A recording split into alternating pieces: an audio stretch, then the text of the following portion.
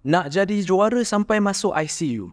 So hari ini topik yang kita akan berbincangkan mengenai benda tersebut. Dan pada masa sama juga, sebelum kita bermula, what's up guys, it's your brother from another mother, Coach Cam is one. Misi saya adalah untuk membantu rakyat Malaysia mengurangkan 1% obesiti. Dan saya pasti anda juga boleh membantu saya dengan like, share dan juga follow semua platform saya. Welcome to our 21st episode of Cam is One podcast. Di podcast saya invite credible, experience dan mereka-mereka yang bertauliah dalam industri mereka sendiri. Selamat datang, our guest for today, Mi. Assalamualaikum guys. Salam. Sebelum tu, Mi, nama Mi betul apa sebenarnya? Okay. Saya panggil Mi je. Nama betul Muhammad Suhaimi yang lain. So nama kat ujung tu lah, Mi. Okay, faham? Okay. So tadi kita dah bersembang sebelum kita mulakan podcast kan. Boleh tak Mi berkongsi bukan saja dengan penonton tapi dengan saya jugalah kan, perjalanan hidup Mi sebelum menjadi atlet. Okay. Kita mula daripada zaman sekolah lah. Okay, zaman sekolah memang seorang yang aktif dalam sukan. Semua sukan kita main. And then pencapaian paling bagus adalah merentas desa daripada darjah 4 sampai ke form 5. Nombor 1, form 4 tu sebab dia dah terikut isau-ukuk sikit, jadi stamina kurang. Dah nombor 3, and then form 5 nombor 4 ke nombor 5 macam tu. Faham. And then tak pernah miss jadi olahragawan sekolah. Main atlet 100 meter, 200 meter, 4x100, 4x200. Dan tu dah sukan balapan. Dan sukan yang lain pula lebih pada minat bola. Okay, so basically Mi dia memang bagi apa? Kompetitif lah. Memang suka bertanding. Kalau bertanding memang kena menang. Memang suka menang. Memang nak menang je. Tak, jiwa kalah tu tak boleh. Kalau kalah nangis. So sendiri ke atau macam parents dia kata, apa maksud tak menang ni? Ke Sendiri ya. Very kompetitif. Boleh tahu tak ada berapa adik-beradik? Okay, saya ada 7 orang adik-beradik. Semuanya lelaki. Okay, now dah nampak logical explanation kenapa kompetitif. Kan? Yes, Okay, betul. faham. Okay, kita sambung cerita. So, bersukan. So, bila yang masuk dalam bidang bina badan? Macam Mi cakap tadi, tak pernah terfikir pun yang ada lagi sukan lebih mencabar daripada sukan-sukan sebelum yang kita ceburi ni. And dia tak pernah terfikir pun nak main sukan bina badan. Satu hari tu dapat offer kerja dekat local gym. Kita ni jaga kaunter je lah. Bagi kain, bagi towel, bagi air, lepas tu ambil duit walk in, gym membership. Then duduk je kat kaunter main game. Masa tu still jadi gamer lagi. Game apa masa tu? Main game Dota. Okay. Main Dota. Then satu hari tu macam ada satu klien customer dekat gym ni. Dia tanya, macam mana nak pakai back deck machine ni? Kita pun terus jadi krik-krik. Cakap, dekat mesin tu dia ada instruction dekat atas. Haikal baca lah kat situ. Lepas tu lepas dia dah buat, dia datang balik. You ni kerja je gym, tapi tak reti macam mana nak operate this machine. Tu di saat tu lah macam tersentak dekat hati. Betul juga selama 7 bulan kerja. Masa tu 7 bulan ke 8 bulan lah kerja kat gym tu. Tak pernah sentuh lah 2-3 kali memang bicep curl tapi sakit. Sebab tak best lah sukan ni. Memang nampak muscles besar-besar, badan smart, tapi dia sengsara after day training kan. So cakap okay biar. And then lepas uncle tu cakap macam tu, terus macam wow, betul juga. Kerja je gym tapi tak reti operate. And then start lah belik-belik. Dekat gym tu ada one of athlete Malaysia, ex-athlete Malaysia. Kat situ dia banyak beli buku Sports Science, and then ada buku Flex Magazine. And daripada situ lah kita tengok cara-cara workout. Dulu memang tengok betul-betul dalam Flex Magazine punya workout tu memang tiru. Kalau buat yang shoulder movement tu, rotation tu pun memang buat. Memang sebiji-sebiji follow. Sebab tak ada orang yang guide, tak ada exposure lah kiranya. Then tak tahu pun dekat YouTube ada orang masa tu 10 tahun lepas, mana ada orang kongsi workout program semuanya. Memang sangat rare. Yalah. Ada pun tips-tips daripada influencer yang luar negara. Itu pun sangat kurang kan diorang share. Itu je lah. Masa tu siapa yang Mi tengok? Masa tu memang dah minat. Dekat gym tu ada gambar Dexter Jackson. Oh, tahu. So The Blade, Dexter Jackson. So terus aku Google nama dia. 2008 Mr. Olympia. And then terus tengok dia ni dah tua tapi masih lagi compete. Then one of the reason me keep going dalam bodybuilding part ni sebab background family berpenyakit. I see. So my uncle, my grandfather semua, auntie semua meninggal di awal umur 40-an. Wow. So sangat takut. Sangat takut dengan benda tu. Saya hilang 2 makcik dengan pakcik dengan arwah tu sangat awal. Then kat situ dia terapkan kat diri aku kena jaga kesihatan.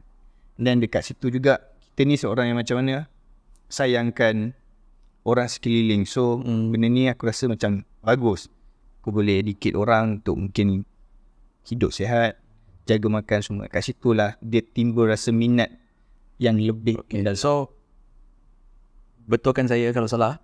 So Mi mula nak tahu pasal kesihatan semua, satu sentap sebab uncle tu tanya tak tahu guna mesin tu. Betul. Yang kedua because saudara mara lah yang sakit kan. Yes. Okay, so Mi dah mula cuba faham tentang senaman dengan pemakanan. Okay, dari situ macam mana? Daripada situ ada opportunity one of gym commercial gym buka interview. So diorang provide, diorang cakap bila you join this gym you akan go to in-house training. So we provide training facilities from this camp, that camp. Lepas tu daripada pelbagai cert daripada untuk gym lah. So kita join masuk interview tu dapat. Then dah dapat commercial gym tu diorang hantar pergi in-house training. So daripada in-house training tu every month diorang hantar pergi cert dia macam BOSU, cert macam equalizer, kickboxing semua. So kat situ makin belajar. So minat tu makin mendalam. And then bila dah commercial gym ni tahulah kompetitif dia ramai yang lagi badan yang padu-padu lah diorang punya trainer. So kat situ kongsi pengalaman, kongsi ilmu sama-sama. So semua nak jadi lagi power. And then bila kerja kat commercial gym ni dulu dia boleh step up level kan, menentukan berapa powernya level trainer ni. So benda tu best lah. Fun bagi ni. Then kat situ lah Mi step up. Okay, so memang nampak lah daripada awal lagi Mi kompetitif. Bila mula bertanding? Mula bertanding actually macam Mi cakap, tak pernah terfikir dan tak tahu pun pasal bodybuilding ni ada pertandingan lawan badan. Memang tak pernah tahu. Macam dulu masa dah training tu dah ada badan sikit, memang tak tahu pun. And then suddenly masa kerja dekat commercial gym tu ada one of friends ni cakap, aka my coach, previous coach, dia cakap, kau punya badan ni ada potential dalam bodybuilding, why not kau try Mr. Selangor next year, Mr. KL. So kita kata, tak pandai lah diet. Masa tu juga kelakar benda ni. Masa tu juga ingatkan diet ni jenis yang makan macam Mas Saleh. Pagi-pagi minum fresh orange, makan peanut. So memang tak tahu, memang tak ada je. Kita tak tahu. Dia waktu dia gelak, dia kata bukan macam tu. Diet ni on calorie deficit, on calorie surplus. Kau nak going to shredded, kau kena calorie deficit. Kalau kau nak bulking, kau mesti kena calorie surplus. Masa tu tak faham. Okay. Still no idea kan. Just follow je lah. Okay, tak apalah. Kau tunjuk cara, aku join. So prep dekat 2017 Mr. Selangor. Suddenly tak ada rezeki sebab health issue. Masa tu kena denggi ke tak ingat. So kita try the next tapi Mr. Selangor masa tu dah dekat ujung tahun, dekat bulan 6 ke bulan 7. Then kita drag ke awal tahun punya show.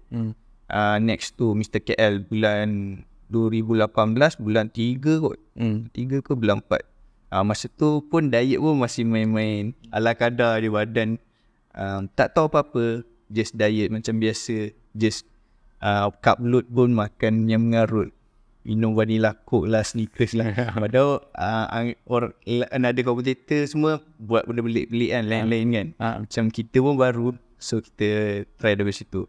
Tapi still dapat final call daripada Top 6 lah kan? Tak, final call mungkin Call out je lah.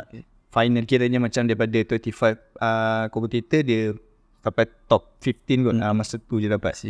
Dia tak dapat kat top 10. Then coach cakap, okay, aku rasa kau boleh diet lebih keras. Kita tengok macam mana journey the next show. So the next show tu tahun yang sama 2018 dekat Man of Steel. Masa tu IBB Pro Qualifier. Masa tu masuk kategori junior and physique. So junior tu macam masa yang sebelum ni Mr. Selangor main open.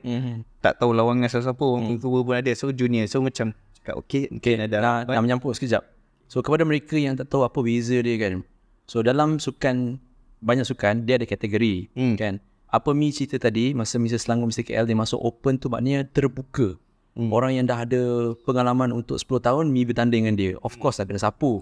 Kan. So sekarang Mi kata dia masuk junior. Junior maknanya orang bawah 21 tahun. Yes. Tapi masa Man of Steel tu bawah 24 tahun. Bawah 24 tahun. Yes, 24 tahun. Masa tu pun ngam-ngam belum birthday. So jadi kita try. Okay. Junior. So lepas tu? So dapat placing nombor 7. Walaupun nombor 7 dia rasa macam bangga gila. Second com nombor 7. Hari tu dapat final ni nombor 7. So dah ada placing dah. Nampak lah progress dia kan. Nampak progress. So coach happy. Coach cakap okay, Mi let's go. Another one more show. Masa tu kira dah 3 show back to back buat. Tapi tak adalah dengan masa duration yang singkat, maybe dalam sebulan 2 bulan macam tu. So last show tu Mistake City Oktober 23 hari bulan 10. Masa tu diet yang paling ekstrim dalam hidup pernah saya buat. Saya tak tahu mana dapat kedrat dan mindset yang next level, yang mungkin sebabkan masa tu muda. Baru 24 tahun, 25 tahun. Muda, and then masa tu dia punya mental level memang sangat wow. Kita pun tak tahu. Sampai Mi pergi gym pun bawa air fryer. Walaupun transport masa tu kadang-kadang wife pakai, tu naik LRT pergi gym. Dia punya, sebab one of dia punya dedication tu sebab banyak tengok Kai Green punya journey macam mana diorang going through prep kan. So kita cakap the more you bergerak lagi banyak calorie burn kan. So kita follow je. Okay, all out. Macam mana diorang boleh buat, kita pun boleh buat. Sebab diorang pun manusia, kita pun boleh manusia. So memang hardcore diet. 5 meal a day, only asparagus 10 batang, tilapia dalam 200 gram, salmon dalam 150 gram, dalam 5 meal sehari. Siapa yang dengar ni pun macam tak nak lah buat. Tapi masa tu mungkin old school punya diet, kita pun tak ada exposure macam sekarang. Sekarang kan dah terlalu banyak channel YouTube influencer share pasal diet-diet yang sihat, lebih sihat, yang tak kita binge diet, kita craving bukan kan. So macam dulu. Tapi itulah cakap, mungkin masa tu memang kita punya drive tu macam okay, aku nak buat, aku buat juga. Macam mana pun mati-matilah aku buat juga dulu. Sebab diet yang kali tu memang betul-betul berkesan dan menjadi sebab every week badan semakin shred. Sebab body fat makin lama kita boleh tengok sendiri, muka pun macam dah makin cengkung ke dalam, sampai cheekbone ni sampai nak terkeluar. So memang dah tahu lah, tidur pun makin susah. Sebab body fat dah makin rendah kan. Badan sentiasa macam rasa nak bergerak kan. Then coach cakap masa tu, badan kau dah siap 1 week out ni, relax. Okay, so kita rasa macam betul ke dah siap? Kita pun tak tahu sebab masa tu kita tak pernah podium first place, second place ataupun champion ke apa kan. So kita tak tahu. Kita just tanya random dekat coach, apa je yang diorang tengok dekat atas stage ni kan? Badan semua sama je lebih kurang. Lepas tu diorang cakap, coach cakap mungkin dia akan tengok more on your muscle maturity, your dryness, condition, symmetry, balance muscle. So okay. And then show day. Show day tu kita lawan 190 lebih kompetitor. And then tu competition apa? Mistake City. Mistake City 2018. Masa tu saya kalahkan 190 lebih orang. Crazy. Dalam kategori new talent. And then nobody expect yang saya menang. Actually sebab saya ni masa tu orang tak Underdog kenal, lah, orang underdog. tak kenal langsung sebab fotografer pun masa tu tangkap gambar others competitor yang badan macam orang anggap dia tu lah champion. Kita ni macam datang siap terlupa nak pakai kasut lagi masa naik stage. Ambil last minute sebab nervous, tak pernah tahu, and then suddenly menang. Wow, cakap 198 menang. Boleh menang. So rasa dan dekat situlah rasa terus cakap okay, this is my sport. Ini boleh dijadikan career. Ini yang memang aku minat. Sebab dalam macam mana, mungkin minat juga main sukan lain sebenarnya. Pusing balik macam main bola. Tapi mungkin bola ni kan teamwork. Kita mungkin teamwork kurang kot. Kita boleh sendiri, solo ranger.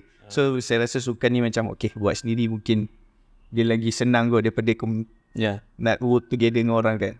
Okay, the next bila dah menang tu, actually coach macam cakap okay Mi, rest for this year, off season next year. Betul Tu masa 2018 kan? 2018.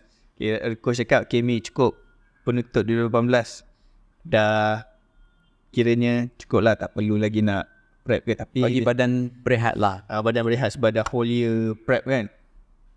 And then Okay, jom menyampur kejap. So nak kongsi sikit dengan you guys bertanding ni, tak kisahlah men's physical bodybuilding, sangat-sangat stres. Badan memang nampak gempak, and most orang yang atas stage tu, mereka berada dalam keadaan yang sangat-sangat lemah. Body fat rendah, berlapar, tak cukup tidur macam Mi kata tadi kan. So you bayangkan dah buat benda tu berbulan-bulan. Mi prep berapa lama untuk Mr. ACT? Mr. City tu rebound daripada Mr. KL dalam bulan, 8 bulan. tak bulan ACT kan akhir tahun. ACT akhir tahun. Betul lah, dalam 7 bulan. So bayangkan 7 bulan jaga makan, training, cardio semua kan. Gila penat tu kan. Lepas tu sepatutnya berehat. That's why Mi kata tadi, coach Mi bagi tahu kena berehat. Memang penat sangat. Tapi Mi buat apa? Salah tu benda yang bagi impact besar dalam hidup, pengajaran dalam hidup. Biasalah kita ni manusia, kadang-kadang rasa syukur tu kurang. So rasa macam orang lain boleh buat, aku boleh buat lagi kot. Tapi bila orang yang lebih ataupun cikgu kita dah pesan macam tu, patutnya kita dengar je benda ni, jangan lawan ke apa. Tapi kita Degil. degil. Lepas tu rasa nak juga try buat lagi, buat belakang-belakang. So kita try prep another show. Then something happen dekat saya lah. Dah kat actually show in the next ni 2 weeks after Mr. ACT. Tak jauh pun. Dekat, sangat dekat. Badan pun memang supposed to be tak perlu nak buat apa dah. Dan memang just kau rebound sikit, cardio balik, maintain condition. Tapi itulah, sebabkan game tu, price game dia agak besar masa tu. Almost 15,000. Wow. Masa tu Mr. Sexy kan. I see. Okay, show tu. Tapi kita tidak naik stage, kita naik duduk di hospital. Okay, ni semua orang nak tahu kenapa masuk hospital. Okay, disebabkan ambil something yang terlarang daripada buat bukan-bukan. Sebabkan macam mana nak cakap, lebih senang lah kita simplify bahagian ni. Tak sepatutnya ambil, tapi Mi ambil. Tak sepatutnya ambil dan Mi ambil. And then coach pun tak sarankan ambil benda tu. Tapi disebabkan mungkin masa tu sebabkan nampak show tu dia tulis open. Maksudnya open Asia. Maksudnya sekali lagi aku kena lawan Indonesia akan turun, Brunei akan turun, maybe Thailand, maybe mana-mana Singaporean akan turun. So kita decide nak go crazy. Maksudnya more on condition. Go crazy dalam bodybuilding ni, condition lagi freak. Nak datang lagi bring new package. Tapi itulah yang silap dalam bodybuilding ni. Kalau kau terlalu nakkan 100%, tapi turnover tu jadi bahaya. Macam coach Mi cakap, tak susah nak orang nak datang dalam 100%. Mesti akan datang 80 ke 90% supaya kita play safe. Tapi masa tu lah dah buat bukan-bukan. Coach pun cakap so berhenti, sampai coach pun dah marah. Coach cakap kau buat lah apa kau nak. So kat situ dia dah jadi problem bila kita diet ni. And then bila kita peak week ni, kita perlukan seorang yang guide kita, nak bagi kita direction. Tapi bila orang tu dah tak ada, so dia jadi macam buntu lah. Payah tu jadi macam, sebab kan kita diet kan, kita punya brain function pun tak perlu nak banyak fikir lah. Aku kena buat apa je minggu ni. brain function kita dah jadi problem. So dia akan buat bukan-bukan. Start tu lah saya ambil barang terlarang seperti diuretik. 3 jenis diuretik. Okay, nak kongsi dengan you guys kepada mereka yang first time dengar, mesti pernah dengar perkataan diuretik. So selalunya orang yang guna diuretik ni dalam medical kan, orang yang ada masalah jantung, sebab terlampau banyak air dalam badan, dia orang kena keluarkan. Tu benda normal tau. Tapi apa Mi buatlah apa kita sembang tadi, Mi memang nak kering. Body fat dah rendah, tapi dia buat lebih ekstrim. So adalah side effect dia. So side effect dia yang tadi Mi cerita tu mengejutkan. First time I dengar. Pernah dengar cerita tapi tak pernah dengar daripada orang tersebut. So sekarang Mi cerita, Mi masuk hospital, ICU 3 hari. 3 hari guys. Koma lagi tu. So cerita sikit bahagian tu supaya orang pun boleh faham like benda ni bukan benda macam suka-suka je siapa-siapa boleh buat kan. Dia memang terlarang lah. Memang betul-betul tak perlu pun ambil. End of the day, bila kau ada knowledge and everything, water is water, fat is fat. Betul. Kalau kau datang memang betul-betul dah ready condition on stage, you are ready. Betul. Kalau kau datang masih belum sharp, itu memang belum sharp. Tak, pakailah diuretik 10 biji pun belum tentu boleh keringkan, sebab fat is fat, water is water. Betul. Tu kat situ start tu lah belajar. 3 hari dalam ICU tu, doktor, and then bagus juga kat situ berlaku all family members tahu yang kita menggunakan PED and barang-barang yang terlarang lah. Barang-barang terlarang lah. And then dekat situ juga membuka mata saya. The next show, the next following prep, saya akan study about nutrition, supplement, dan sebagainya, PED dan sebagainya. Sebab benda ni dia tak masuk dekat orang lain. Diri kita sendiri, kita yang mengguna. Dia mungkin tak makan, mungkin kena kat saya directly. Alhamdulillah diberi peluang kedua untuk belajar kesilapan. Kalau yang tak dapat, macam masa tahun saya juga ada 3 orang best saya yang pergi sebabkan penggunaan diuretik dengan lasik ni. Okay, nak tambah sikit. Kalau you guys follow saya punya podcast kan, one of our guests was Prabha. So Prabha pernah berkongsi tau, pada tahun tersebut juga ada kawan dia, bukan kawan rapat tapi kawan-kawan dia yang meninggal dunia. Dia pun kata sebab adalah guna barang terlampau banyak sangat. So bila Mi cerita macam okay, make sense, because saya pun kenal salah seorang klien saya punya kawan. Dia orang pergi makan, macam kita sembang tadi kan, dia pergi makan dekat restoran lepas competition, dalam kereta kiok terus. So Mi tak kenal dia orang lah, tapi dalam tahun yang sama juga bertanding untuk competition yang sama. Untuk competition yang sama, Mr. ACT masa tu. Best yang sama. So saya masa tu pun doktor pun cakap 1001 kes. 1001 kes yang selamat. Sebab wallahualam mungkin doa daripada anak-anak ke daripada isteri dengan ibu bapa saya. Lepas tu masa tu juga doktor masukkan 20 beg air garam. Wow. Untuk dia, doktor cakap masa tu sodium drop dalam badan. Yes. 80 bacaan dia 80. Wow. Supposed to be tak boleh bawah 100. Tapi memang sangat teruk lah. Butterfly and everything semua. Tapi and then one of craziest thing yang saya buat masa saya sedar, saya terus cabut semua butterfly dekat badan saya. Jarum-jarum ni saya ajak recough. Actually saya tak sedar lah. 3 hari tu saya cakap dengan wife, saya nangis-nangis, cakap kau ni apa aku ke hospital. Sampai saya punya mental saya sampai macam tu sekali. Saya punya gila nak masuk kom bertanding. Saya punya level nak berlawan sampai level macam tu. Faham? Okay, so lepas ICU tu, Mi dah mula bertekad nak belajar lebih banyak tentang pemakanan training kan. Okay, kongsi sikit perjalanan daripada situ sampai Mi menjadi juara keseluruhan untuk novice. Okay. Lepas kejadian 2018 tu, 2019 tu dia agak traumatized sikit.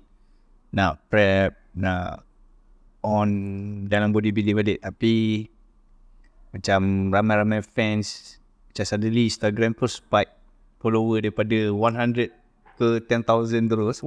Dia suddenly tak tahu video gone viral 30k view from kita punya videos workout semua. And then mungkin sebab dia pernah jadi champion kan. Then dia ambil masa juga. Tapi masa tu juga datang gym, kawan-kawan gym baru macam coach Mi sekarang tu Arif Abbas dan workout partner kita orang Megat. And then kita orang mula actually kawan-kawan je. Workout dekat new gym. Masa tu macam traumatized nak pergi gym tu jugalah. Dah tak ada macam try pergi gym baru. Kita orang workout dekat Iron Bull Subang. So jumpa yang new coach ni Arif. Arif ni so training. Arif ni kenapa Mi hire dia as a coach? Sebab dia background family yang memang daripada doktor dengan medical punya background lah. So and then dia pun memang seorang yang knowledgeable, memang betul-betul legit punya. Daripada apa yang dia bagi memang facts daripada nutrition yang memang boleh dia guna pakai. And then dia ada over 50 client yang memang dapat result. So kita hire dia as a coach supaya gain lebih banyak knowledge lah. Sebab masa tu pun dengan coach yang sebelum ni, coach dah tak dia dah tak buat dengan kita. So kita try new adventure dengan Arif lah. So Arif ajar. Dia kata okay Mi, let's start. Apa kau nak belajar? Aku cakap aku nak belajar A to Z, everything. Then one of thing best pasal Arif ni bagus kat dia, dia tak tekankan PED. Fokus pada PED, dia fokuskan training, nutrition penting, combine together. Kau sebelum ni training sebelum SCT memang lain. Jenis yang high rep during cutting, high rep. Sebab masa tu tak ada knowledge. Tapi dengan Arif more towards hypertrophy. Kau diet ke, kau prep ke, still hypertrophy. Sebab nak maintain kau punya muscle adalah hypertrophy punya method. So daripada situ saya grow cepat. And then lagi muscle. And then diet pun tak tersiksa. You makan diet, makan nasi goreng yang jenis low dense calorie punya bahan-bahan dalam meal kita kan. Badan lagi jadi lagi sihat, tak stres, tak rasa macam gila, tak rasa macam mental ke. Nak cheat pun sampai Arif ni cakap, kau tak nak cheat ke? Tak nak cheat meal ke once a month? Cakap tak ada rasa sebab diet proper kan, boleh makan maple syrup, everything semua kan. Dah tahu kira kalori sikit-sikit daripada situ. So kat situ badan jadi better. Tahun seterusnya prep menang Mr. Enrich. And then lanjutkan lagi prep off season dengan Arif. Sampailah hari tu menang dekat NPC overall habis. Tu paling best sebab makin dalam bodybuilding ni yang best, badan makin tahun makin berubah-ubah.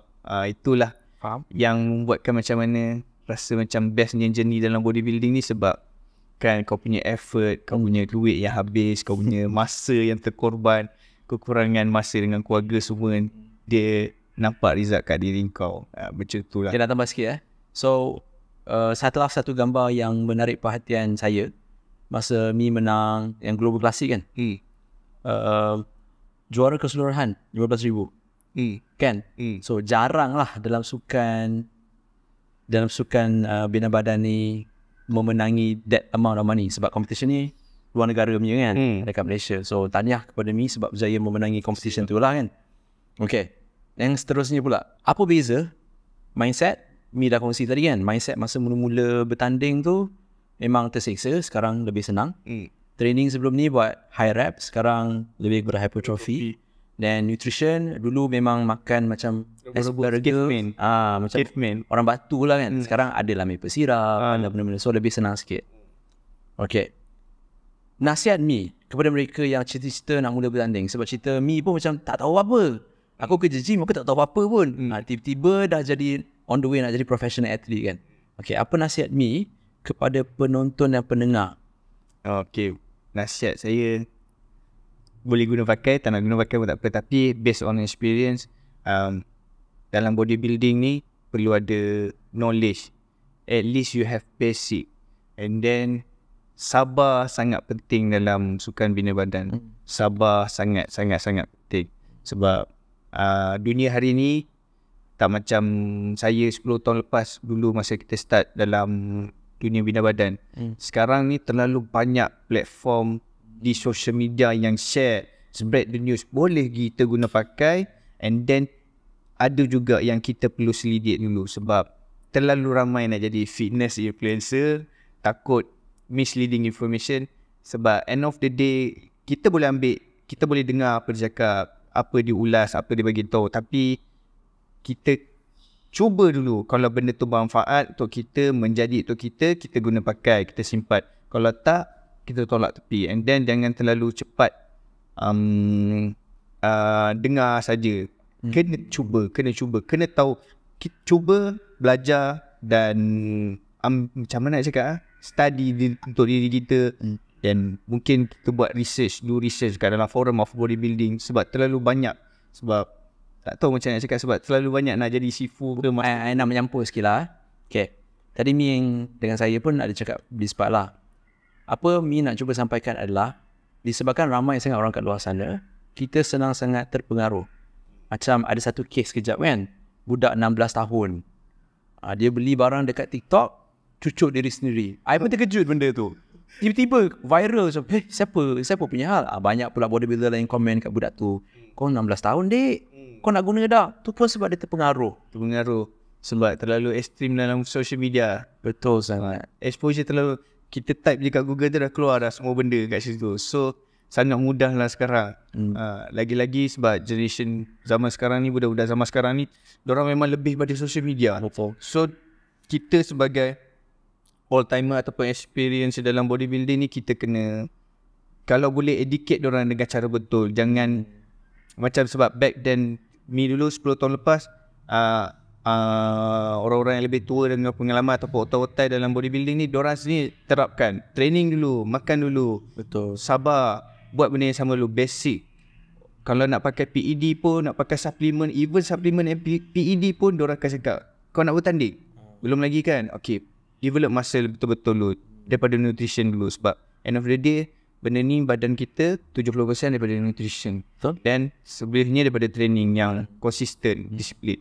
Kalau kita pakai PED banyak yang kita tak tahu merosakkan badan kita, tapi makan tak cukup, Yalah. training tak cukup, Betul. semua benda tak cukup, tu merosakkan badan. Memang hari ni kita tak nampak dia punya efek dekat diri sendiri. Mungkin 10 tahun kemudian, 20 tahun kemudian akan internal problem. Betul. Ada health issue. So bahaya kat situ. So saran kami memang dunia bodybuilding ni perlu banyak berhati-hati. And then kalau nak masuk competition, kalau nak bertanding, boleh teruskan, bagus. Tapi perlu ada workout partner ataupun coach yang nak bagi kita Setuju sangat. direction. Memang kita perlukan tu. Evam Sibam, Ronnie Coleman, world champion, semua atlet sukan apa-apa dalam sebagai sukan perlukan coach untuk bagi diorang direction. Sebab diorang terlalu letih training, makan, buat semua aktiviti, tapi otak diorang pun perlukan direction untuk bagi diorang, okay, kau kena buat ni sekian. Diorang memang, kita nak cakap, kalau kita sentuh sikit pasal Henry Roymbot, gemuk, tak tahu apa-apa, badan pun tak nampak macam muscular bodybuilder, tapi kenapa dia boleh guard Phil Heath, Jeremy Buendia, dia boleh Hadi Choopan, Derek Lunsford? Sebab dia tu sendiri memang speciality dia coaching orang, bagi direction macam mana nak pergi champion. Dia memang dah tahu A to Z nak kena buat apa.